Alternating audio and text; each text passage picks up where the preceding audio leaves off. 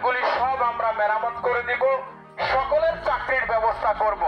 এই রামগঞ্জ থেকে সন্ত্রাস, চাঁদাবাজ, মাদক দূর করব, বেকারত্ব দূর করব, আপনাদেরকে নিয়ে স্বপ্নের রামগঞ্জ গড়ে তুলব।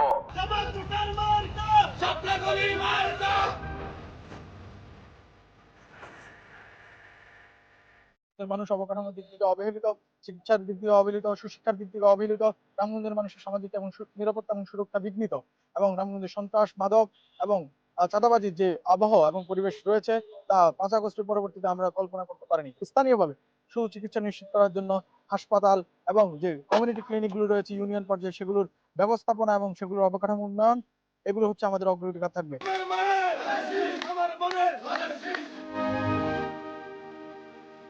আমার ওয়াদা হচ্ছে উন্নয়ন করা, উন্নয়নের হিস্সাটা আদায় করা এবং অত্যন্ত নিরপেক্ষভাবে ইমানদারি এবং সততার সাথে এবং ইনসাফের সাথে এই উন্নয়নের কর্মকাণ্ড করা।